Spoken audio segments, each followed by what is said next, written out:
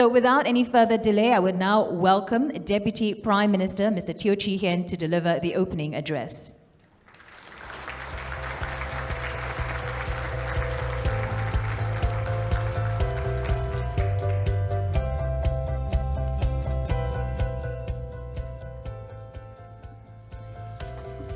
Good morning, everyone. Your Excellencies, distinguished guests, ladies and gentlemen. I'm happy to join you at the inaugural Smart Nation Innovations Week opening symposium. To our overseas guests, a very warm welcome to Singapore. Singapore has worked with like-minded regional and international partners over many decades to build an open and inclusive global environment for the exchange of ideas, the flow of trade and investments, and the deepening of people-to-people ties. Even as we continue to enhance these physical interconnections in the traditional air, land, and sea domains, the digital domain now offers many new ways to interact, collaborate, and form new partnerships, with exciting opportunities to grow our future economy and improve the lives of all our citizens. Today, Singapore, by some accounts, is one of the most networked economies in the world. We have invested in fiber broadband connectivity so that high-speed broadband mobile internet connectivity is available and affordable to companies and individuals all across our nation. No doubt, a relatively small one. This physical infrastructure and connectivity provides the foundation, but new, important back-end, whole-of-nation enabling systems are needed to allow us to fully exploit these new technologies to create game-changing, exciting new businesses and jobs, and to allow our citizens to enjoy access to public and private sector services in new ways that make a real difference to their lives. So what does Smart Nation mean to us as citizens and businesses and for our international partnerships? Our Smart Nation journey has to improve daily life in our city and make it more convenient and secure, create exciting jobs and opportunities for everyone, and energize those who are able, creative, and driven to pursue their dreams, not only in Singapore, but with friends all around the world. A smart nation has meaning when our citizens are more empowered, when we're able to take more control of and see real improvements in our daily life experiences. Better work-life balance, what time we work, whether we're tied to an office or a chair or a desk. Better use of our time, staying more aware and connected with our friends. Smoother and faster commutes when we need to commute. Taking charge of our healthcare and financial needs. Smart Nation will be powered by technology, the enabling game changer. But technology is not an end in itself. To achieve widespread use and benefits, the applications need to be seamless and intuitive to use, without the user needing to spend time to navigate the complex underlying technology.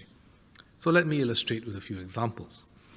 Many of us already use wearables or our mobile apps to remind us to exercise. In Singapore, it's become a fad to track whether we have walked our 10,000 steps today, every day. So that's the subject of conversation at dinners very often.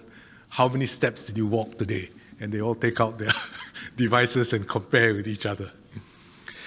We want to help more citizens stay fit and healthy. Citizens can manage their own diet and exercise and decide what is more suited to their individual needs and contexts. For example, we can help our young working adults, including our national servicemen, maintain their fitness. Or we can monitor our vital signs and manage our medications with a personalized digital health coach and be alerted to call in for a telemedicine consultation. This means that healthcare is not delivered only at the hospital or the doctor's clinic. We can redesign our healthcare system by working with our citizens to keep us all as fit and healthy as possible while making best use of our healthcare resources. I want to emphasize that last step because we can have all these individual devices for individuals to use. But I think when you put it all together and redesign the entire healthcare system, that's where the real opportunity comes for system-level efficiency and system-level delivery of high-quality services to our citizens. In our public housing estates, where more than 80% of Singaporeans live, the use of the Internet of Things and analytics for preventive maintenance and municipal operations can help make the environment more livable and sustainable. Sensors can help our households and new estates save on utilities, and operators can do more targeted and timely maintenance to improve lift reliability or public cleanliness. And there are many, many more applications that can be delivered or can be received by citizens, or they can pull down once we have a network and a base going. Today, we already use data and data analytics together with a network of sensors and roadside cameras to keep residents safe and ensure that traffic is smooth. In future, with more data, for example, from smart street lamps, which we are implementing, and tools to better plan bus routes and improve carpooling and bike sharing, commuters can plan their journeys, save time, and have a better, safer experience getting around our city for work or leisure. The Digital Readiness Blueprint, which was launched by my colleague, the Minister for Communications and Information, S. Iswaran, last weekend, also outlined our plans to help all Singaporeans gain digital skills and use digital tools in their daily lives. Our government services are also going through a major transformation to put our citizens at the center. The objective is to make services intuitive and easy for all to use, in several languages, and even if we are less familiar with technology. At significant moments of life, that's what we've called the program, Moments of Life. For example, when welcoming a newborn to the family, parents will be able to select from a suite of public services from different agencies, including registering baby's birth, automatically enrolling baby onto relevant support schemes such as our baby bonus, which babies get in Singapore, or parents get in Singapore. Parents will also be able to find information about preschools, what they offer around their residence, and be able to get all the services and information they need delivered to them when they have a new baby, rather than to have to go agency by agency or private sector operator by private sector operator. We are releasing a blueprint for digital government today, outlining how the government will reorganize and transform ourselves to deliver public services better through the use of technology. This involves improving the user experience interface where citizens interact with a greater range of government e-services, but also important back-end, whole-of-nation enabling systems, such as SingPass Mobile, which will be rolled out as part of our national digital identity system, which is being implemented later this year. This is a two-factor PKI-based system which will enable our citizens to easily and securely transact with each other and access our government services without the need for physical tokens or SMS passwords. We can pay our bills, sign documents online, apply for public housing, buy or sell a house or a car. A smart nation has meaning when our businesses can exploit new opportunities in the digital economy. This includes operating more efficiently, reaching out to new markets, to digital platforms, and creating new businesses in sectors which were not available in the pre-digital economy. There will be many exciting new jobs in the digital economy, in emerging technology like artificial intelligence or data science, but also from making creative and innovative use of commonly available digital tools or platforms to expand businesses in new ways to create new businesses. There are now a whole range of programs to help everyone be digitally ready and digitally skilled, from introductory programs for the community to make best use of digital services, to those for the tech experts at the sharp end of the new enabling technologies in our universities and research institutes. To facilitate new opportunities and business models in the digital economy, the Monetary Authority of Singapore is working with industry partners to enhance our national e-payments ecosystem. Our focus is on building common links at the back end, while supporting a range of e-payment platforms at the user interface. What we want to do is to get the back end right so that we can support flexible interfaces at the front end for the convenience of our citizens. This will enable consumers and businesses to enjoy more convenience, flexibility, and efficiency at the point of sale or transaction, whether it's physical or virtual. Simplicity of use at the front end and integration at the back end will help to make the overall e-payment ecosystem flexible, open, and contestable, allowing new technology and new payment platforms to come into the market to serve consumers and businesses better. This may well be a subject of some interest for discussion later. While we were having a little bit of coffee just now before coming in here, there was already a very heated and energetic debate going on. And I hope that that will include the rest of you and you can get your word in as well. To help our businesses take full advantage of the digital economy, the Infocom Media Development Authority is working with our businesses, industry associations, and unions to accelerate digitalization and build digital capabilities across our industries.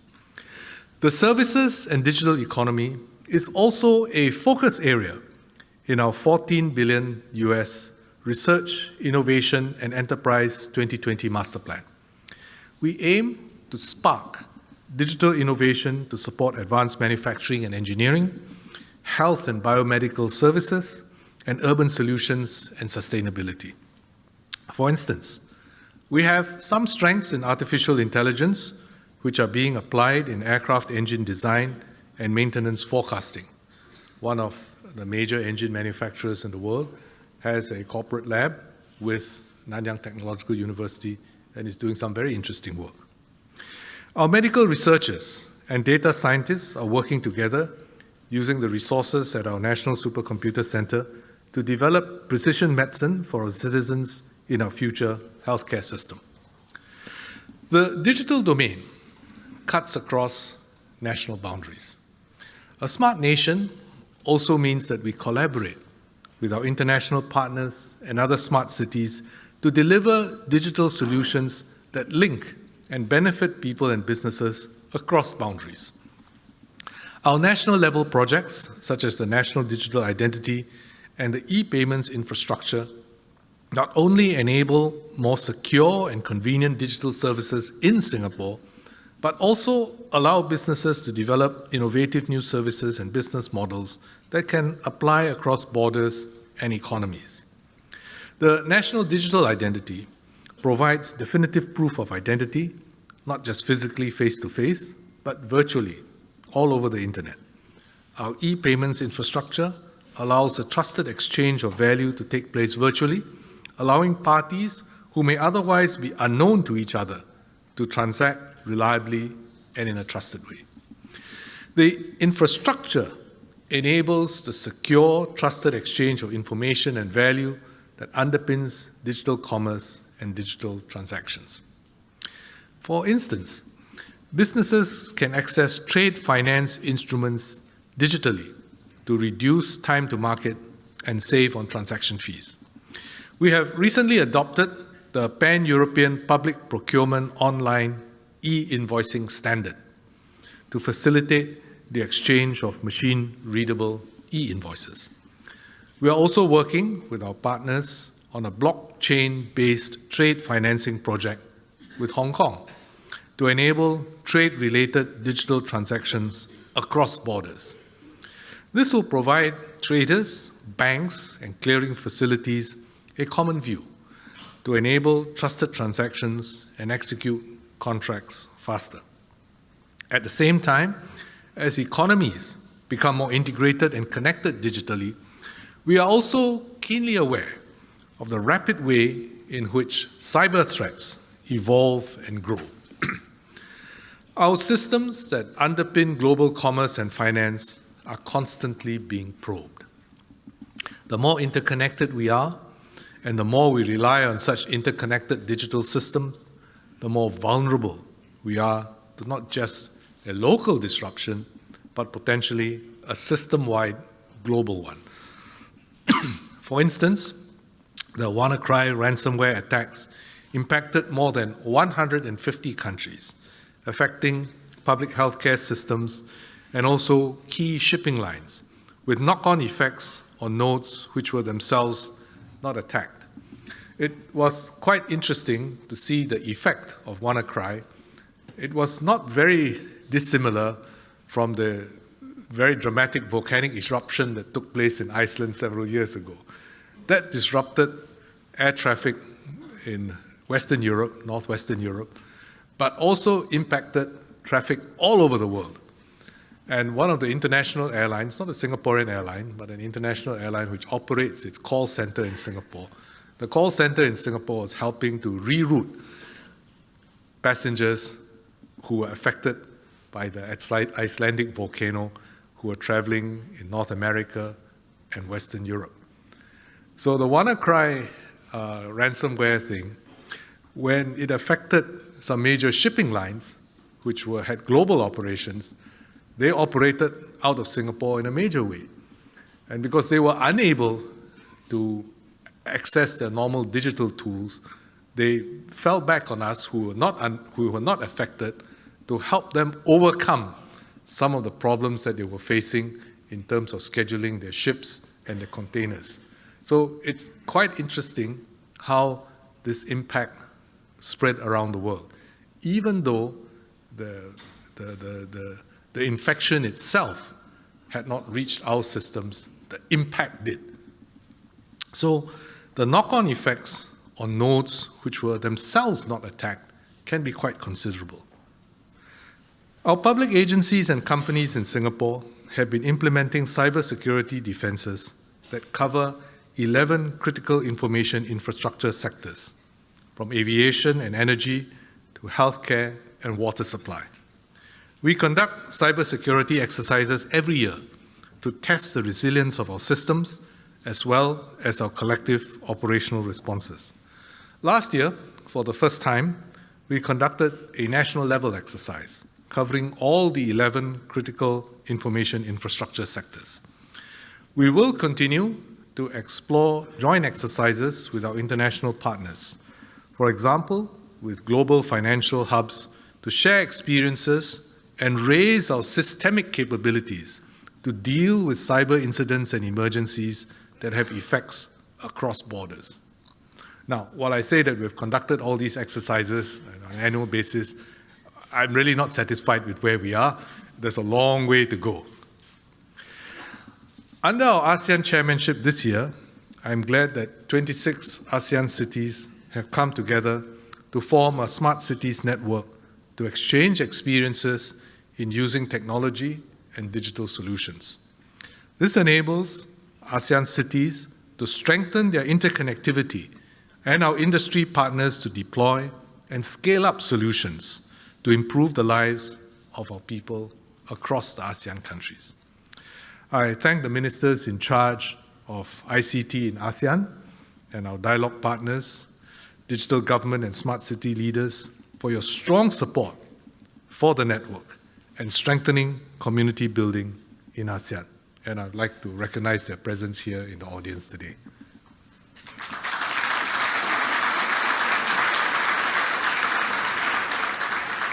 Our Ministry of Communications and Information, together with our Smart Nation and Digital Government Office, will continue to seek out international partnerships, to share experiences, and explore collaborations. Ladies and gentlemen, a smart nation is about enabling our people and businesses to exploit the full potential of the new digital technologies, to improve the lives of our people and provide more opportunities for our businesses. This Smart Nation Innovations Week has brought together a strong community, including ICT ministers, government chief technology officers, smart city leaders, startups, investors, and academics from Singapore and beyond, to discuss how we can ride this digital wave together to benefit our citizens and businesses. I trust that you will make full use of the opportunity to have productive exchanges over the coming days to strengthen connections, generate new ideas, and create robust partnerships. And I wish all of you a smart and innovative week ahead. Thank you very much.